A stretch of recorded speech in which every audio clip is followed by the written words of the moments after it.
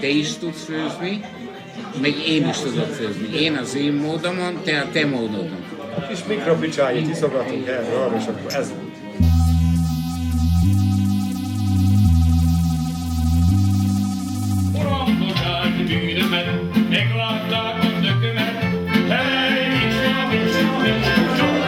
Mégis ott kellett itt háromat valamennyire gyorsan. Jó, rendben van, de hetente jön neki 1 liter pálinka, vagy 2.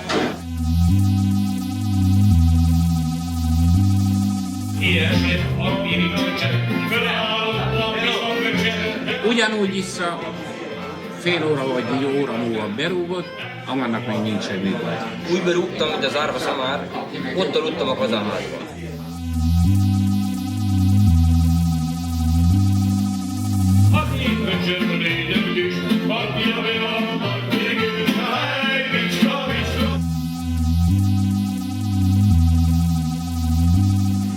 A másiknek nem a vége, ott a faszom fusjál régen,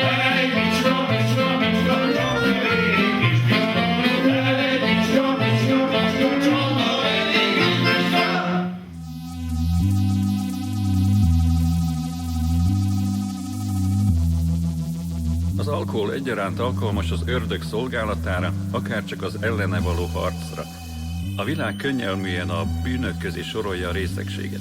De hát, bármilyen erénynél, ha elvétjük a mértéket, már is nyakig vagyunk a bűnben.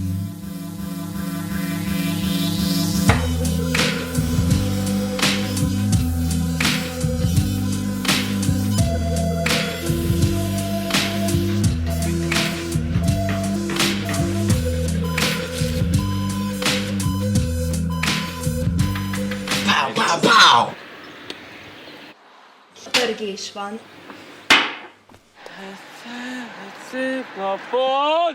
Tudom, hogy elhagyom a város!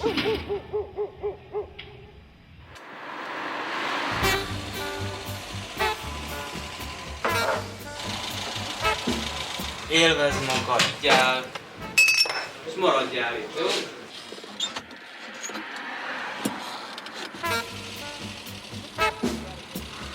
Tetszik a telhetetlen tehetetlenséget.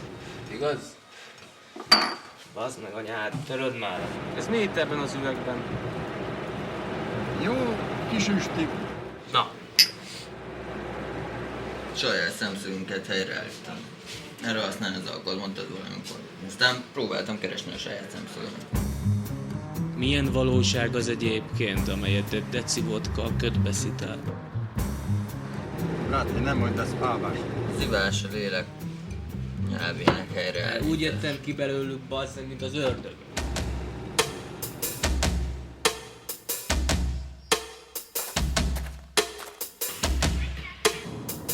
És ezért kell vinni. London is fucking awesome.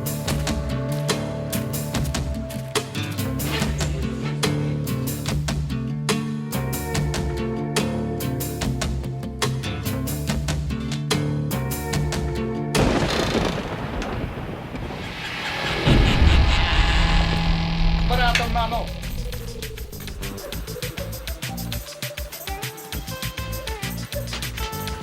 Akkor azt az üvegpálinkát adja már nekem ide.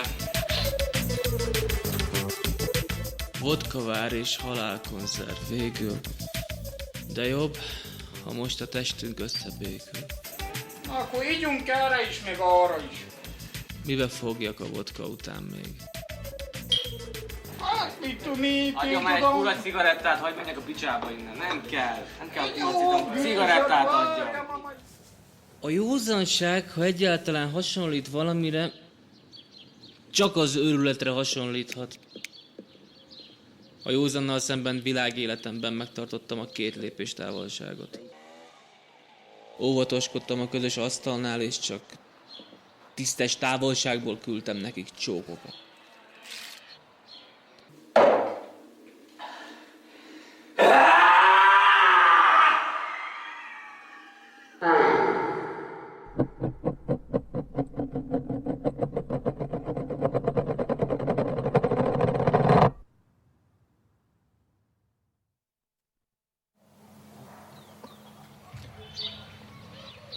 Ja, és abba tesznek mindenféle fajta gyógynövényeket, mert a törpei pálinka az normális ember számára ihatatlan. Vagy nem? Igen, az ágyas muszáj pálinka olyan az ízesíteni. följavítás. Vagy nem. Egy eperfa az tud termelni 10-20 liter pálinkát. 50-et is, ezek szerint. Kereskedelmi szempontból többet tud hozni, mint egy holdföld. Egy eperfa. 100 ember az már 5 liter pálinka. Észak-Bácskának ez egy tradíciója, hogy a pálinkát tudják főzni. Sehol így nem tudják főzni. Ebben a régióban mondjuk mit tudom, Újvidéktől Pestig, tehát ebben az alföldi régióban a legízletesebb a gyümölcs. Egész Európában, mert ilyen a talaj összetétel. Most, hogyha a legízletesebb a gyümölcs, akkor valószínűleg az, ami legízletesebb a pálinka is. Így eddig.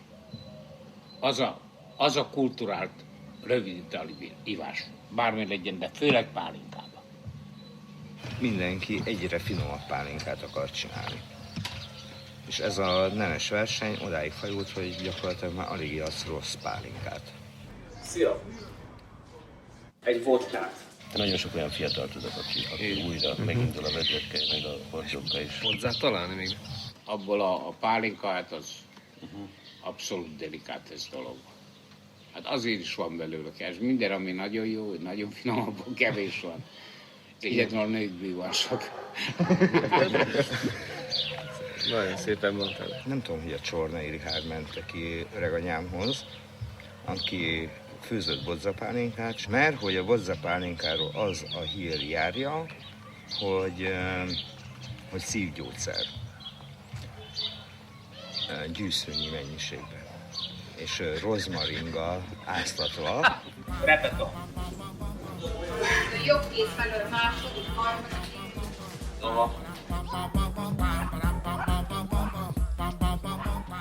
Jóságot az nem lehet garantálni. Garantálni lehet, a tisztaságot lehet garantálni, hogy ha nincs benne más semmi. Nehéz összeszedni, és ha normálisan az a kalapás az azért van, majd most megmutatom, ezt szoktam csinálni, mikor megy. Rávágok, akkor elveszi eszét. Most egyben megfogom. Bírs, ez az. Ugye? És sorrendet kell állítani. Hát ha jó a sorrendet állítottunk, akkor természetesen a parasztőn az első erre körte. Csak nem körte. Hát az. Nem? Nagyon sok a újonnan kitenyésztett barackfajta, ami már nem íz és illat szempontból van szelektálva, hanem tehát a szemigényeit elégíti ki. Szép gyümölcsöt vettem, vagy nem, vagy érettet, vagy nem. Én ezt értem. 15 liter körülbelül. Azt 3 fönti kocsma eladta. Azt a 15 litert reggel eladta. Elmeszélt, tehát azok utaztak a népek. Punyavácok, szerbek és magyarok dolgoztak együtt, vagy születésnap volt, vagy valami karácsony, húsvét, Szláva. Vagy szláva, érted? Tehát valami volt mindig, tehát állandóan. Én soha nem ittam annyit, mint amikor gyári munkás voltam. Na, egy olyan falas behörpintünk, ebből a originál csantavéri kis rezgős pálinkából, mert ezt úgy hívjuk, hogy rezgős. Na, hajrá, Fradi! Mindig részegnek kell lenni, hogy ne érezzük az idő szörnyű terhét, amely összemorzsolja vállunkat és a földig környez bennünket. Lélegzetvétel nélkül kell részeg lenni. Ez így van, öreg. Meleg van, izzadunk. Tudod, amikor bejön a szegénység, kiszárad az üveg, kiszárad minden. Meg mindig. Régen kézzel arattak, kaszáltak az emberek, a 30 fokos melegén kint voltak, nem ittak soha bort, soha sört, hanem csak pálinkát, mert attól nem szomjazol, és nem izzadsz.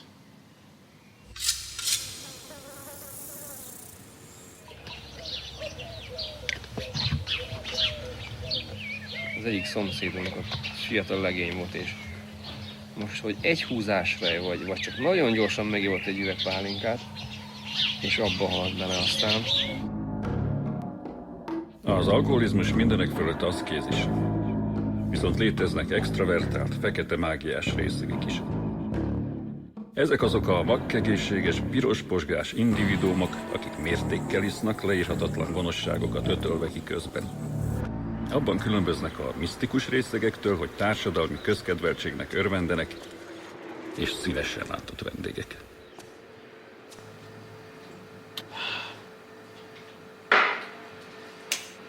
De ez a barack, ez nagyon jó. Utaztam, mint az állat, és megérte.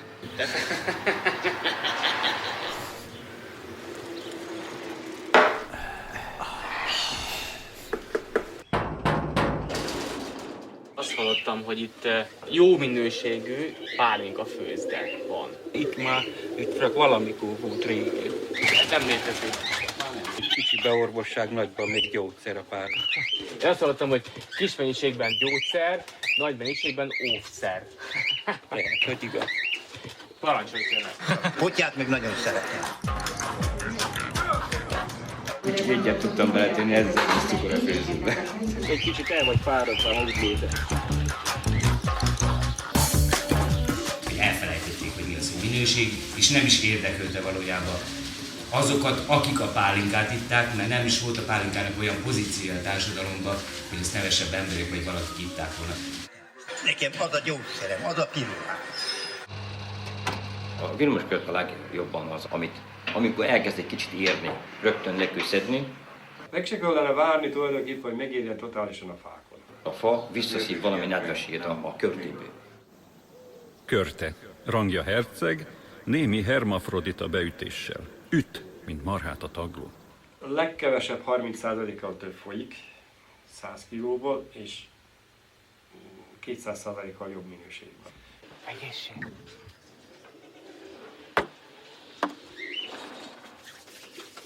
A legtöbb, amit le kell fújtani, az a szilva vagy az alma. Mert az már késő ősszel érik be, és akkor aztán, mire az megerjed, bejönnek a hidegek. Tavasszal, amikor kinyitom, az olyan aranysárga, az olyan egészséges alma ízű. Csináljuk meg mi is. Próbáljuk meg. Csúran csöppen.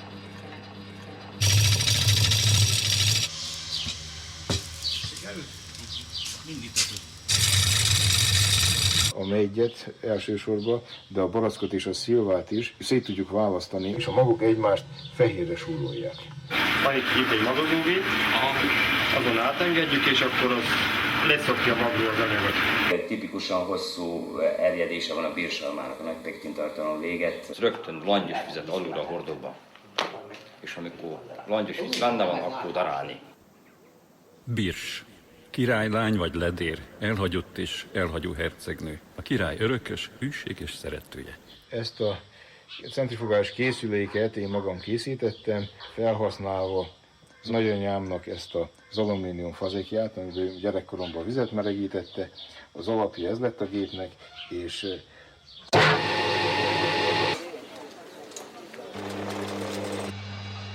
Igyunk. Igen. Megy. A legjobb megypálinkákat Kishegyes és Bács-Feketehegy környékén ittam. Mintha enyhén becsicsentett költőnő lennél, úgy érzed magad tőle.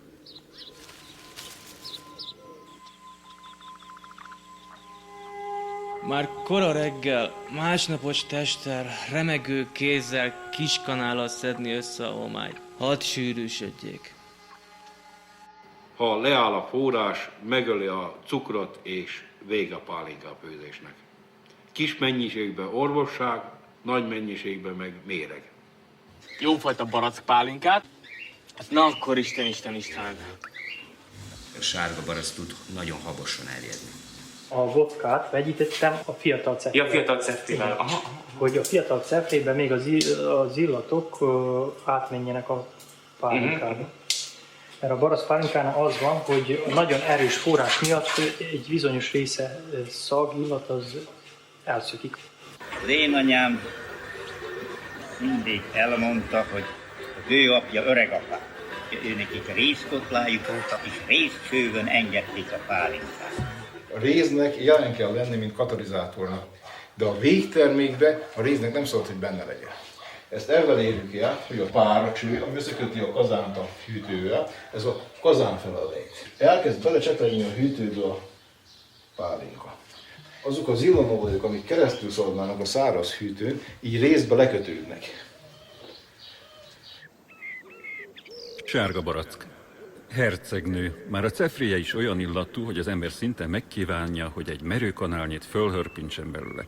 Azért kell gyöngébre hagyni, mert így fejeződik ki legjobban az illata és az íze. Ez a friss barack. Ez friss, igen. Ezt meg lehet kóstolni? Ezt meg lehet kóstolni. Akkor kóstoljuk meg, én ezt javaslom. Én kimagozok és teszek egy keserű magot egy marékkal a tisztázásnál.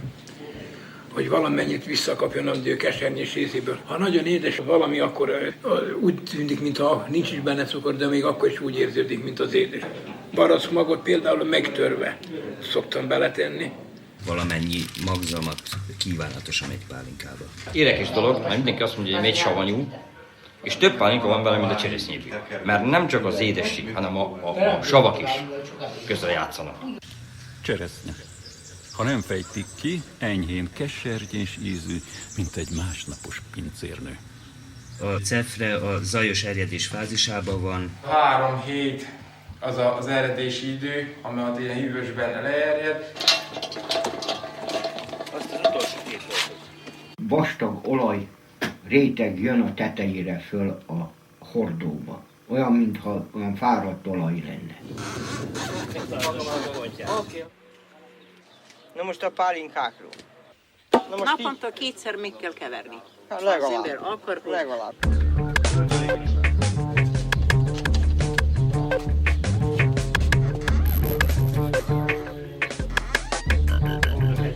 Húzzal, nem bírod tolni.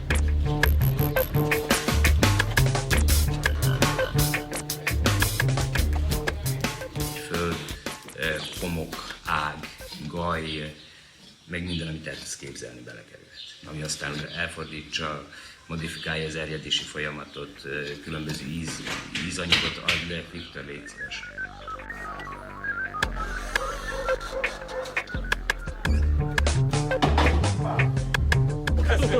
Kurva élet, faszra!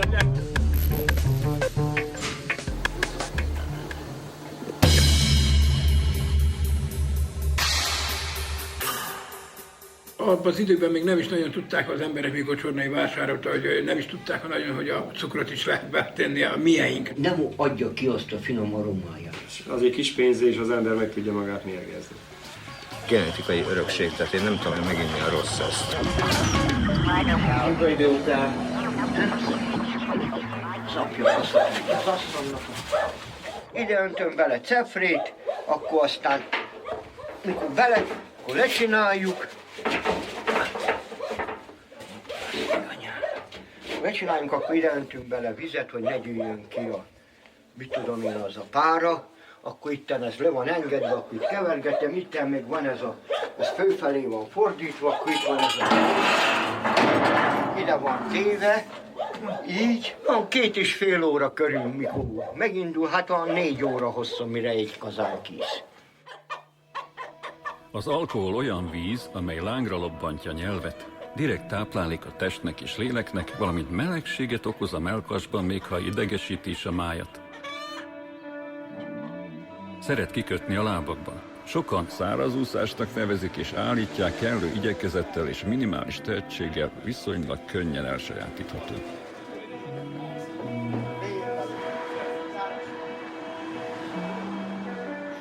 Szinte mind a harmadik, negyedik házban található kifőzd, de értelmetlen volna minden olyan kísérlet, amely a pálinkát elrontanak.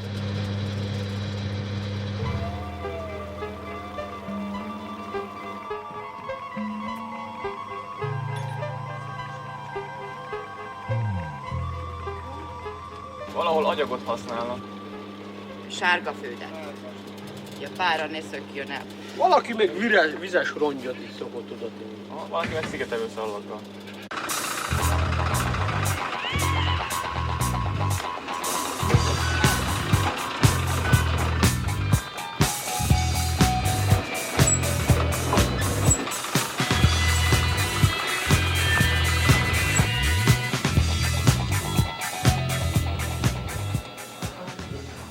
Különben ezt én főztem. Május 1-én kerültem viharba. Innen megy a tüzellés. vagy ment. Ma még megy is, ez biztosan, nem lesz az örökké. Hát.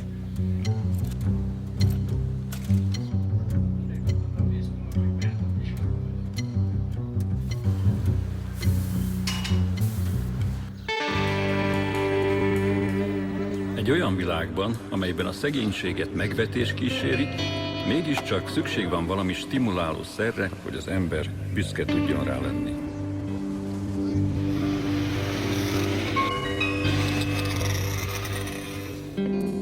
Vonzódásom a sötét iránt rábírt arra, hogy az émeit és elviselhetetlennek tűnő fényét olyan előkelően tűrje, mint kóborkutyák a kínzást.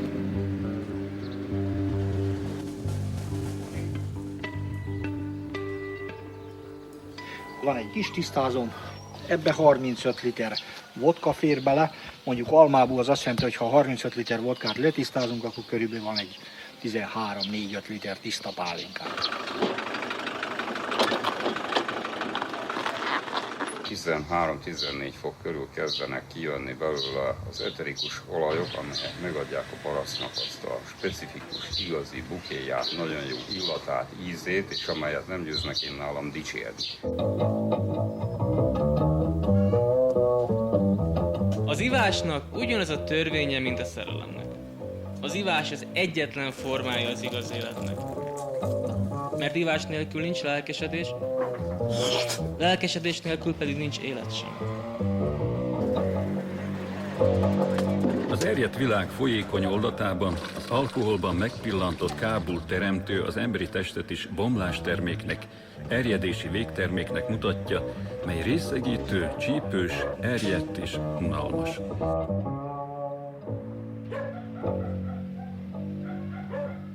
Van, aki használja a fáradt szekrét trágyázásra. Visszaadja a fáknak azt, amit tehet. Nálunk döglött szefrének hívják. Azt utána a talicskába kihordják. Ennyi a tulajdonosnak, a többire nincs gondja. Az a gazda, akinek én főzöm a gyümölcsit, ők eljönnek, és a feleségem pedig fölügyel rá, hogy abból legyen is pálinka, ne csak kompót főjön belőle, hanem csak maga a gyümölcs, amit kiad.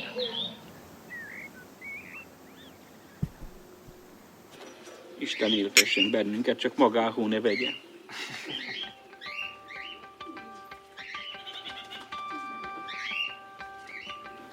Az eszencia szó valaminek a lényegét jelenti. De azt tudod-e, mi a lényeg a gyümölcsnek? Csak azt tudja, miről beszélek, aki a szájához emelt már egy kupica bodzapálinkát, beleszagolt, és a következő pillanatban egy kevéske időre a mennyország lakója lett.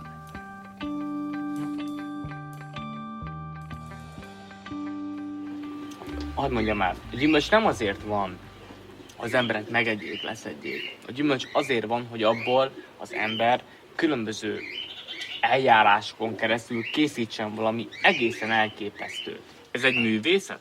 A pálinka készítés? Lehet olyan fokon is művelni.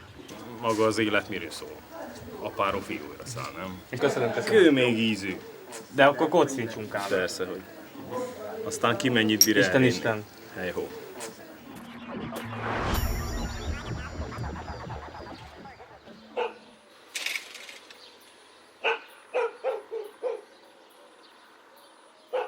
Nyakaltam egyenesen az üvegből, fejemet hátravetve, mint egy zongorista, ama nagyszerű dolog tudatában, amely csak most kezdődik, és még be kell teljesednie. Reggel mindig bekapok egy kanál mézet, akkor úgymond van arra ráragadnak a bacillusok, akkor utána kijöntem az én kis pálinkámat, és akkor azt a sok fogűejtett bacillustot lemérgezem vele. Amikor így nem jó van a gyomra, reggel vagy valami. Mindenféle gyógyszerből kifogy az ember, akkor próbálja meg egy stampedli tiszta bodzapálinkát, egy hajtásra, de se előtte, se utána többet ne. Egészséges egyszerűen.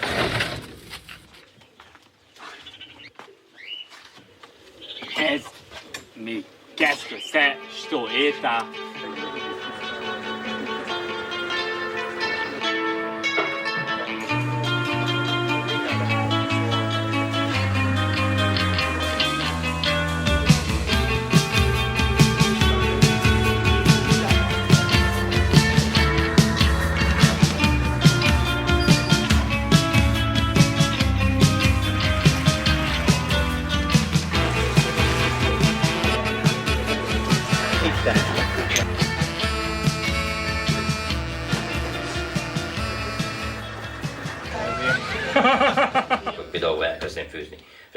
4-kor, befejezem éjfélkor, akkor 1 tonna cefre ki van főzve. A 40-42%-os pálinkák talán nem az igaziak. Ennek az indokoltságát csak a nagyobb haszonban látom. A leggyakoribb az 50-től az 52,5%. Mondjuk az eper pálinka esetében ez elmehet 23 grádig. Jófajta barack pálinkát, most félrement elnézést. Azért nem tettünk terítőt. Zsiveli! Például eljön egy vendég hozzám, és öntök neki egy kis pohárkába, akkor meglátom, hogy egy bicsap úgy lehasítja, pohárban nem marad semmi, akkor már látom, hogy jó lesz neki az alma is, már mindegy, mit iszik. A bírsalmát azt több helyen hamisítják. Az almapálinka az egyik legjellegtelenebb, mondhatni hermafrodita. Ez az a pálinka, amelyből kegyes csalással a legtöbb hamisítvány készíthető. Olyan helemban, hogy attól az egy embert össze 5 éve köröztük. Pisalmába is szoktunk, szilvába is főzünk, de az almát legjobban viszek úgy, hogy 21 napra ledaráljuk, van 3 páros motorra.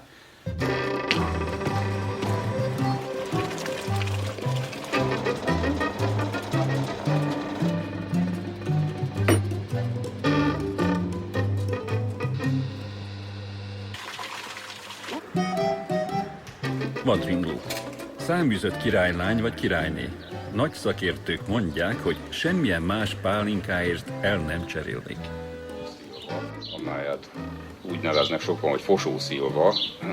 Ebből készül a legjobb pálinka, szilva pálinka, amely szinte betegszik a barack pálinkával. Vadót őszi barack. Az fehér, héja van neki, kívülű fehér.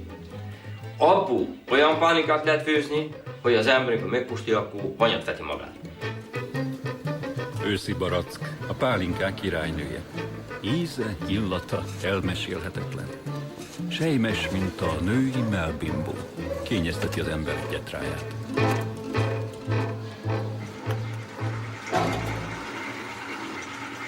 Néhány gyengérő indul, 15 grád. Nem fog túl sok pálinka lenni. Lehetett olyan, hogy sokáig szedte a cefrét, nem volt rendesen leföldve lezárva, amikor forr. Ilyeneken múlik. Még mindegy, ezt most már hozzájutsuk a többihoz, és akkor szép lassan ez itt szaporodik. Egy kazán cefrét le tudok főzni például 2,5-3 zsák csutkával. 1,5 zsák csutka kell a tisztázáshoz. Napszervezetből ezt szokták mondani, nem?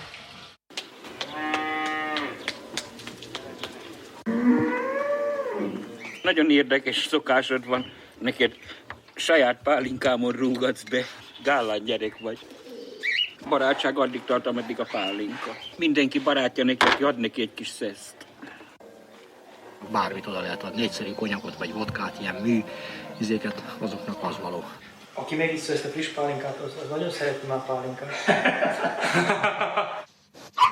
Szeretem az embereket, jönnek hozzám, elbeszélgetünk, elmúlik az idő, főzzük, addig kicsi kártyázok erre-arra. Átlag családnál az 50 liter pálinka megy el évente körülbelül. No. Nálunk elmegy 150 liter is. Egészség. Minden kedves vendég megegészséges edésére. Így mondják.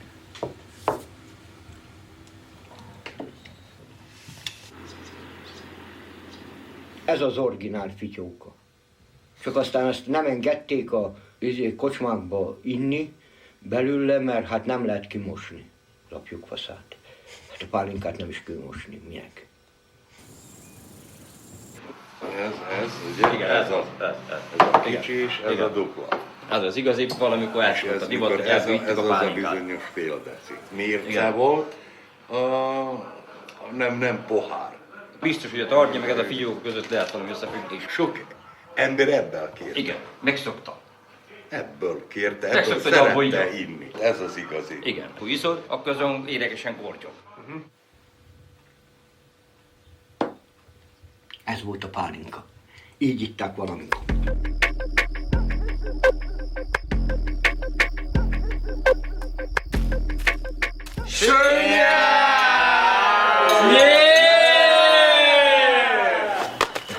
Beesik most egy meteorit, mint a dinók idejével, ember mindig marad, és az fog főzni pálinkát.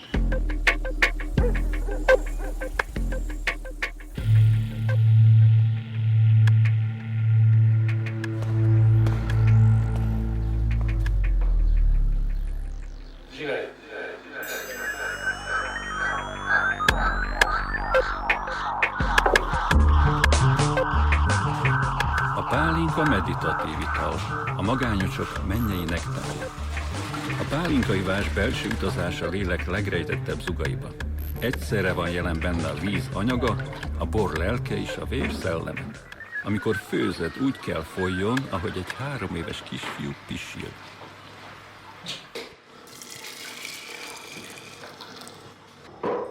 Valamikor szüleim már úgy éltek, hogy nem volt ilyen, mit tudom én, gyerekkorom, és most azt mondom, hogy néha sokkal jobb a pálinkát mindig reggel, de nem sokat, egyet, másfelet, mind nyugtatót szenni. Tény is való. Az emésztési folyamatokat is segíti, étkezés után fogyasztva, akár étkezés előtt is. Ami tiszta pálinka mindegyik jó szepére. Reggel mindig csak egy fél pohár. Vegyes gyümölcs. Igazi gentry. Talán még a köznemes szilvapálinkánál is elterjedtebb. Azokon a vidékeken, ahol szőlőt is termesztenek, a lezüllött egzisztenciájú kisnemest, vagy inkább hajdú törkölyt nemesebbé teszi a többi gyümölcs, ahol pedig szilva alapú, ott jobb a gyümölcspálinka.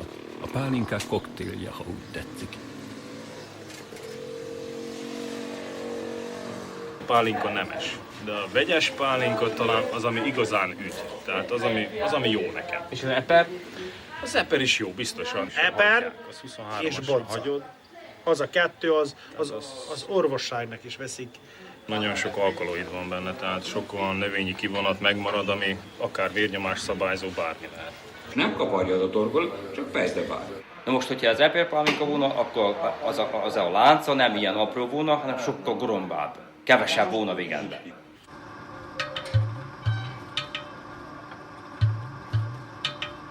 Az eperpálinka az férfita. Feministák meg elvetnek a picsába. Azért kell erősre főzni, mert ha nem, akkor megtaknyosodik, és olyan, mintha valaki belemasturbált volna az üvegbe. Az eperpálinka az a pálinkák kiátkozott, bogaras alkimista bárója. Akkor iszunk egy epret? Pluszán, hon a poharad? Hallod, én kiürítettem. Most az enyémet próbáljuk legközelebb, a tiéteket úgy meg. Na erre egyik fiat.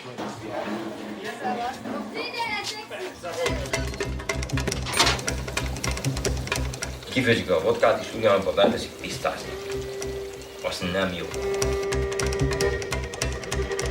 Nem jó, mert egy kazán nem lehet úgy elmosni, hogy ott semmit nincs lesz.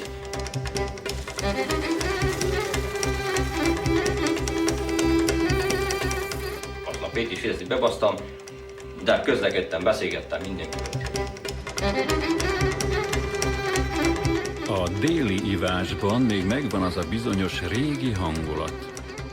Az emberek bár intézményé fejlesztették a mulatást és a pálinka kultuszát, ismerik a mértéket is, és ha átlépik a határt, ez nem azért van, mert nem tudják, hogy a határ hol van, hanem mert adott esetben át akarják lépni.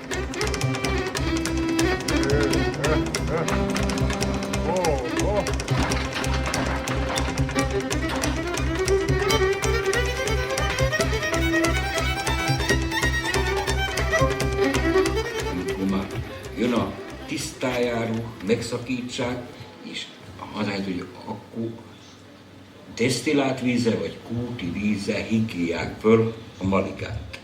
Na most ezt úgy hívják, hogy vadon termett sárgalac. És érdekes módon az idén nagyon édes lett a termék, sok benne cukortartalmas. Egyszerűen hihetetlen, már mennyi pálinka kifolyt, és még nem tudom megmérni. Narancsbú, banánból főztem pálinkát, mindenből. De most azt mondom, mennyiség, minőség, kajszi barack, virmuskörte, nácika körte, ringul szilva például, bodza, a bodza az Isten. Óborzalom azt összegyűjteni. Azt is 21 és felesre kell hanni, a bodzát. Csak az úgy jó, hogy 1 évet álljon. Hogy addig ne nyúlj hozzá, ott basszal az anyjától, főtetted azt. Az összes tömény szesz közül csak egyet emelnék ki, és sorolnám az Isten italok sorába a bodza pálinkát. Az eredmény hallucináló józanság. Nyoma sincs benne a megbicsaklásnak, az eszelős önbizalomnak, semmi hasonló, csak a végtelen mosoly, és mintha valaki a tenyerén tartana. Főzték a bodzát is mindezt. Na most, hogy a csornai, tudod te ezen kívül valami speciális receptet, azt nem árult el senkinek. Isten. De ő annyira tudott csinálni tényleg, hogy ez... Itt volt nálunk valamikor egy patikus, a Csornai, és kénytelen megvette a bodza pálinkát, mint valóság. Nagyon különleges íze van neki, aromája. Az nem szesznek számít, hanem élvezeti cikk. Extractum vitalis. A pálinka a gyümölcsnek, a föld, a víz, a nap és a levegő édes gyümölcsének a lelke. Fogalmat eme itóka természetéről az alkothat igazán, aki késő este vagy éhomra, ebéd előtt fölhörpintett már egy fityókányit. Az az ember birtokosa a legmélyebb tudásnak, azt tudja, mi az agynak a vér, jóginak a transz, költőnek az ihlet. Annyi bizonyos, ha valaki tiszta bodzapálinkát főzött, és felkínálta neki, megvett elcsinálni. De azt elsőbb analizálta még. Hát igen, ő mindjárt de mérette gondolom, úgy biztos gyógyszert gyanánt használni. Egy-két napon belül összeszedni, és 6 napra főzni. Egész vékonyan folyjon. Hát minden titkot ő nem árult el. Gyógyszertáron kívül volt neki egy kis laboratórium. Oda nem engedett be ő senkit.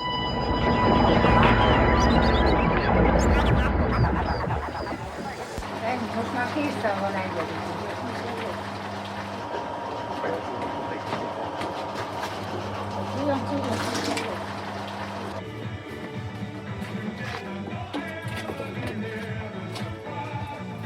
Fölpesdíti reggel a vérkeringését a jó embernek, tehát az azt jelenti, egész napja munkával fog eltelni.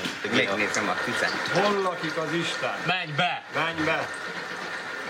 Így van.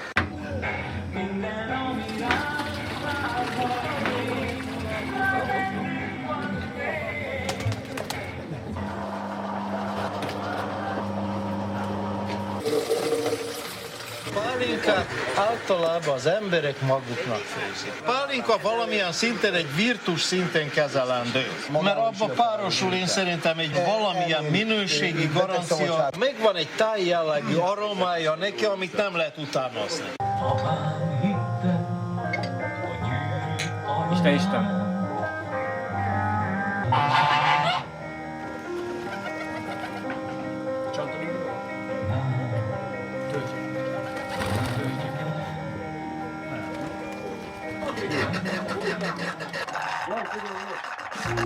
Bodza, a király.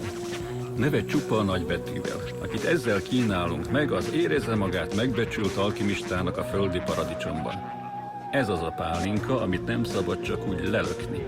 Aki ilyet cselekszik, azt soha többé ne kínál meg vele. Tiszt! Jó, vigyál vele.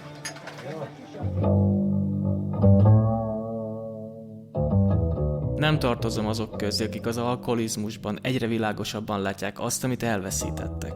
A lehetőséget, hogy szeressenek, az erkölcsi tisztaságot, a szerencsét. Nálam ez épp fordítva van. Pontosabban másként.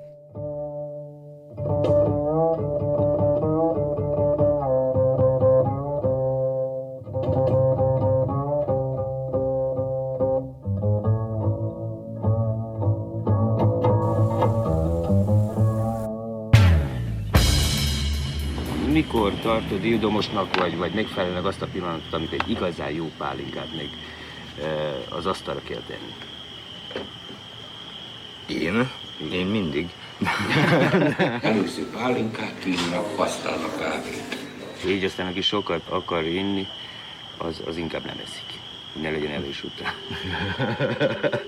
Az ivás nincs kapcsolatban sem az egészséggel, sem a betegséggel. Az ivás suttogása a hegycsúcson és dal a villanydróton. Benne egyesül a mérték és a lendület. A lét és az öröklét. Aki a mértékre figyel, elveszíti a lendületet. Akinél túlnő a lendület, elveszíti a fejét. Na már most mi az, aminek segítségével mértékkel és lendülettel lehet inni? A lélek. Egy átlagos ember hangulatától függően biztos elbír egy reggel előtt egy 3-at, ha jó reggelizik, mert jó reggelizik, utána egy kis bort, és akkor ebéd előtt megint egy kis pálinka, ugye, akkor délután egy kis sör, jó megszíja magát, vacsorőt már opa vezben én a pálinka.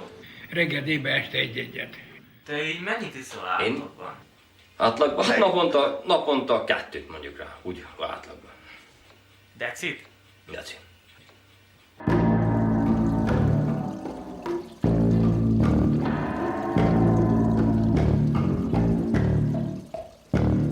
Megöntöm a pohárába egy harmadát, és az nagyon jó esik. Biztos, hogy megiszok még egy párszor. Az igazi pálinka élő emberek ezt nem keverik, semmiképp nem sörre. Valahol ott alakulhatott ki, ahol a pálinkának kimondottan kellemetlen íze volt, amit aztán gyorsan le kellett mosni, hogy az ember ne érezze.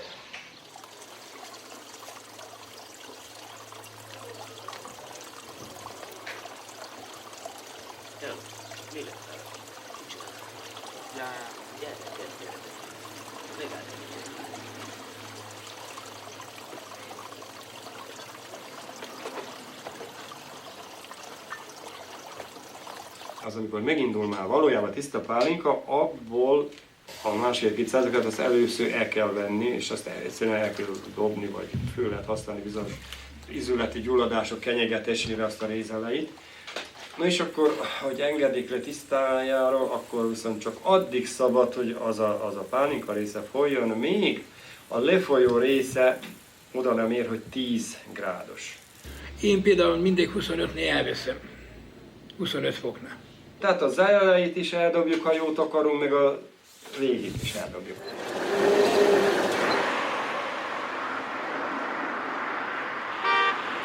Például most van éppen egy korsóm, amiben tiszta üres, de ha én kiveszem a dugót, elájúszok, az a puta ember, aki nem mondja, hogy mi volt az a pár. De pedig a korsóban nincs már, mert eladtam. Körülbelül 250 aroma és illatkomponens van benne, ugyanakkor a viszkiben, a gabonapárlatokban azt hiszem, hogy 50 alatti aroma illatkomponens van. A szerbiai pálinka, amit slivovicának mondod, az egyszer főzött, az ugyanaz, ami a vodka. Csodálkoztak, hogy mind kétszer főzzük. Ma szerben? Igen. Mert ők egyszer főzték. Valamikor elmentem katonának, vittem az én pálinkámat, és éppen ebben pálinkát szólott a bátyám. Hát odaadtam nekik, kóstoljátok már, gyerekek, azt mondták, Bözsú, Pücskó, Mati, Rotrov. Menjek a fenébe, mert ez méreg. Hogyha ragad, Akkor megmosod a csókolod. kezed, leszárad, és nem ragad. Akkor tiszta. Úgyhogy a pár szőrével. Egy sárga ülepék fog maradni, hogyha cukros. Ha nem, akkor tiszta víz. Ez tehát tiszta. Pálinkát legyen szíves!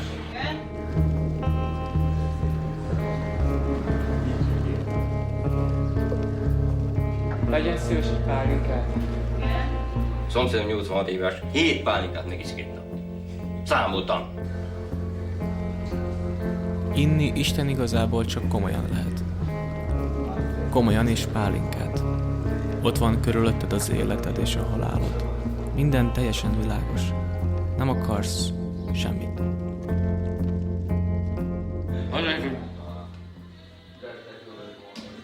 Vizet senki után.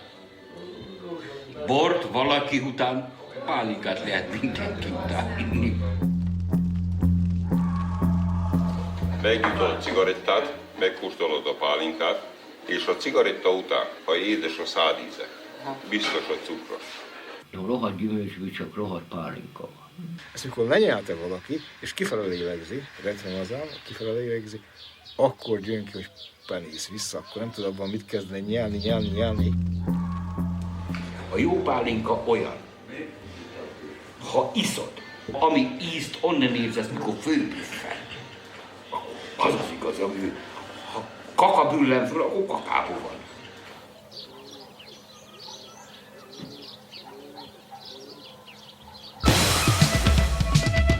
Ezt már lehet. Az ember a láthatatlanná váló tüzes vizet issza meg, az anyagtalannál egy cukrot issza, hogy akadálytalanul ömöljön bele a vérébe az élet ömöljön bele a lelkébe, hogy abból az életeréje. Úgy párologjon el, mint a kiömlött szesz, és robbanjon, haza fejébe száll. Kapom azt a felest.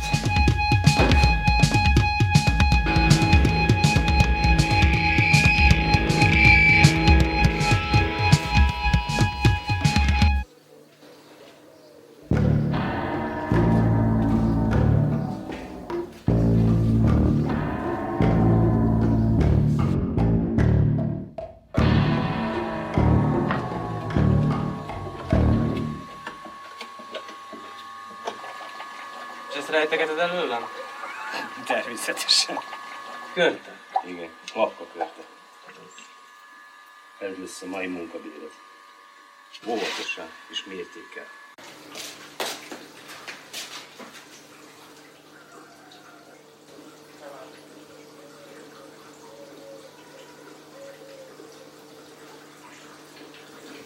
Elfáradtál? Akkor nem menj sehova. Öntök még egyet, ha gondolod egy fele.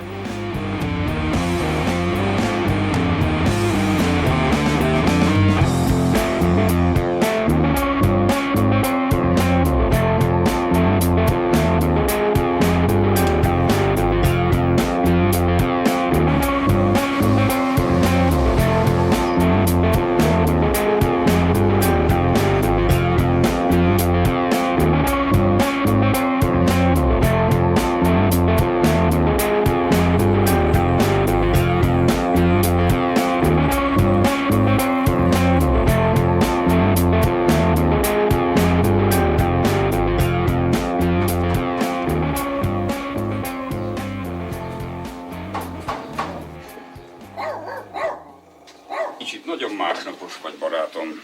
Tegyük ezt félre. Adok neked valamilyen. Nézd csak.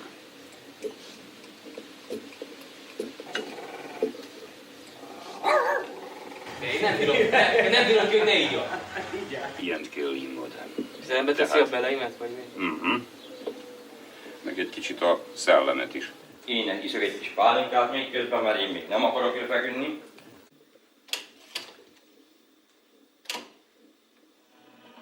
Hát szó lesz még. Hogy jöjjön végre a forró nyár. Most mintha álmodnám, hogy itt van, de szüleiddel elutaztál.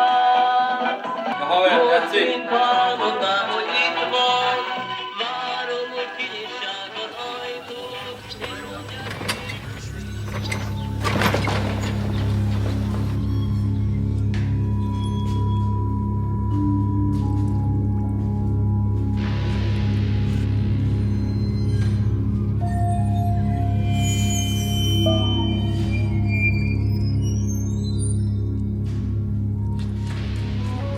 Nincs határ az imádság és az Isten kísértés között. Benned van a határ. Na haver, elmegyünk még iszunk valahol? Jó. De utolsó.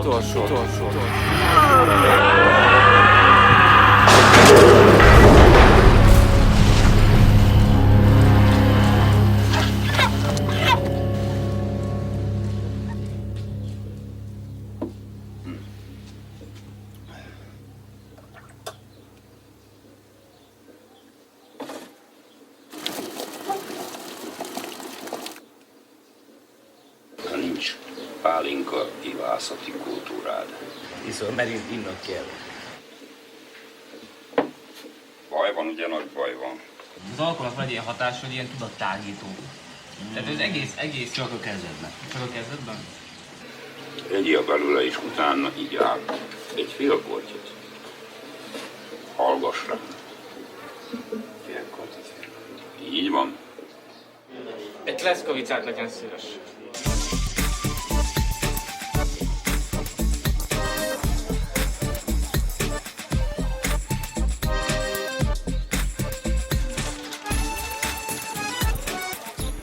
Paprikásban jó ez, nem? Mennyi mondja már? Olyan kéne nekem, hogy macska picsák. Mit kell várni, addig még az alkohol elég belőle. Ezt eloldjuk most már.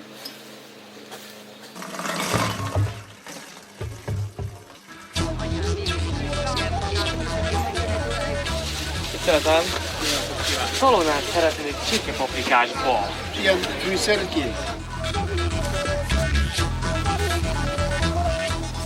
Bevágjuk, hogy ne karmizsálják össze egymást.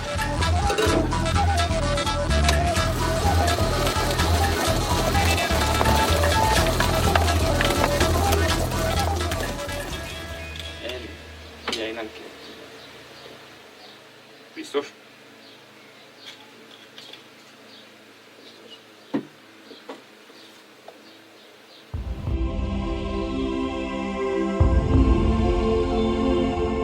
Ez pálinka? Igen. Szívletes. Ez nagyon finom. Én meg a pálinkát. Én is bele menni, hogy azt mondod. Szervusz, a szedér az 100 dinár a 25 már. Van otthon bodzája? Tudok főzni bodzapálinkát, hogyha valaki leszedi, meg begyűjti a bodzát, de én nem. Ezt idén is tervezem a bodzát, csak nem nagyon hangsúlyozom ki, hogy más teszik jelölni.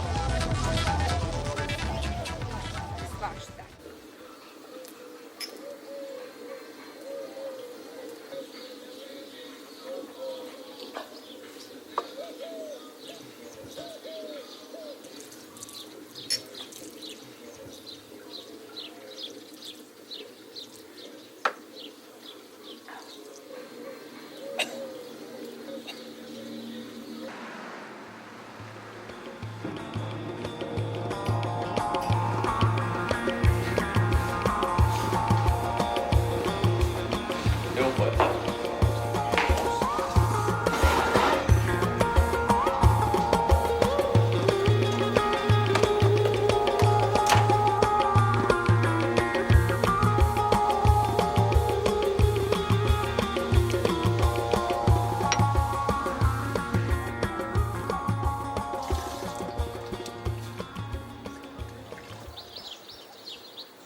Úgy érzem magam, mint egy növény. Egy növény, amelyet olyan földbe ültettek, amely neki való. De ezt a földet pálinkával öntözik.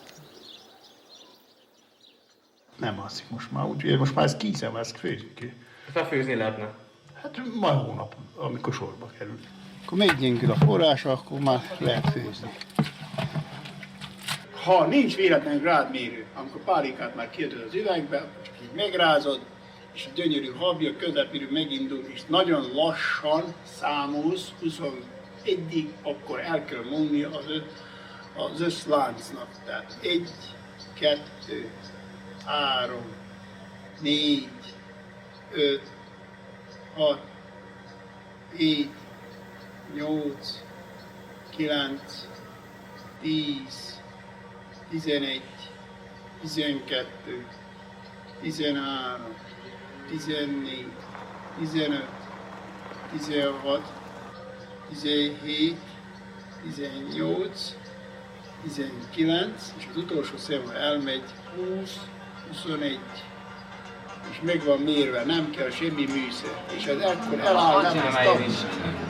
Vagy öntöd megrázom.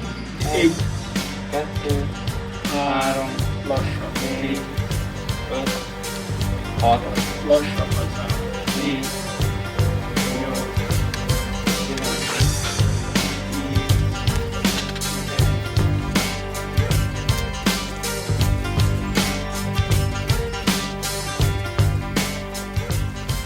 10. Ide, látod? Hát meg lehet kóstolni. Nem mehetnek kóstolni. Mit akar ember a kolon, akkor fölébred, így húzkálom le. Már jönnek a seregélyek. Hát emeld a lábadat. Akkor én vettem a kazánt, mentem Csantavőre főztem, meg Tótfaluba. Akkor mindig este lett rám, akkor hozott egy hörcsököt a fiának a macskaja. Ez az a rövid szárú, de nagyon finom, ez igazi vadbodza volna. Annyira jó bozzára tanáltam, hogy voltak fél kilós sürtök. Ha a seregiek nem tanálják meg. Ez jó.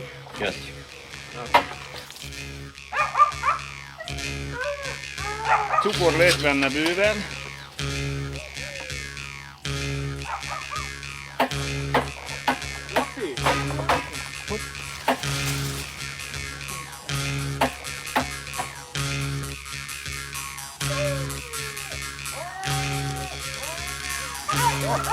Hopp! Hopp! És senki nem jut rá, én temlegel. Egyetlen szemet se dobok el. Elixír. Sosem még eddig nem jut rá, én. Szeretem bogyózni. Szesz és szellem, szavaink hangos közelsége sem lehet véletlen. Emez, mintha abból párolódna minduntalan, amaz meg, mintha ennek szédítő csapadéka lenne. Annak van jelentőség, hogy ez a rézlánc milyen gyorsan pörög benne? Van. Igen? Van, mert túl pörgés nem szabad, hogy legyen. Nézd meg!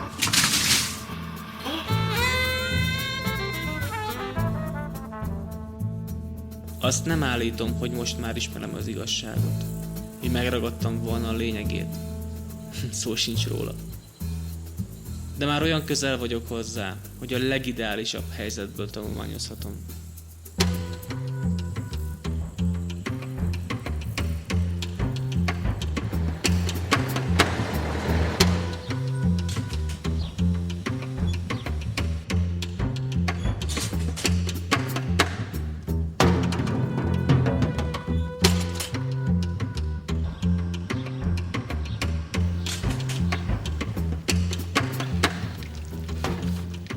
Ez már teljesen még van fúrva.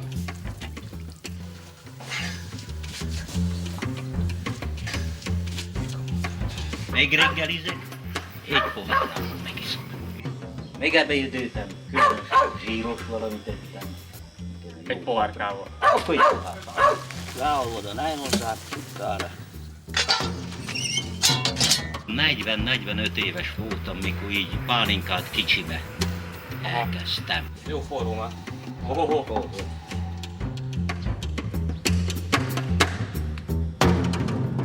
Főrészvényes.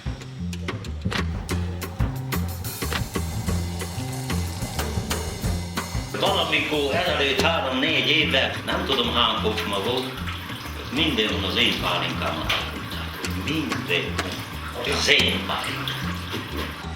Nem egész 80%. Ha nem lángol, akkor szakítom. Névnap, szülinap. Én annyi pálinkát átfortam annak az asszonynak, az még adta el másnak.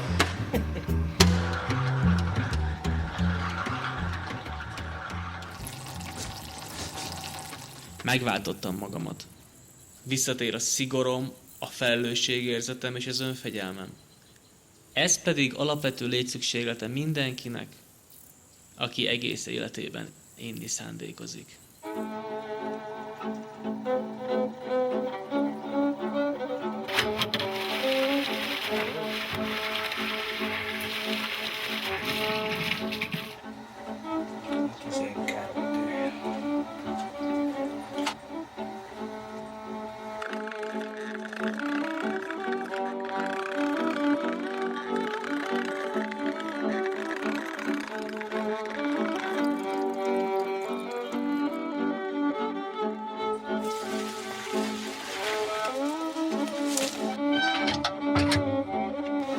Nem sokára sóhok majd.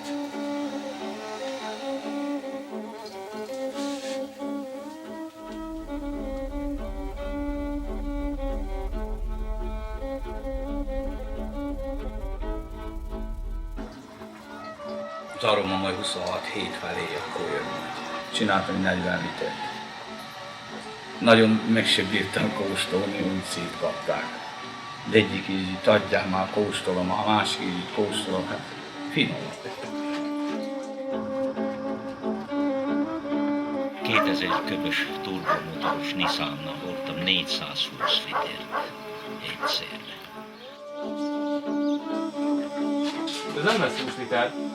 Hát. Nekünk érdekünk nincs, hogy tegyünk cukrot, mert fölösleges van annyi, hogy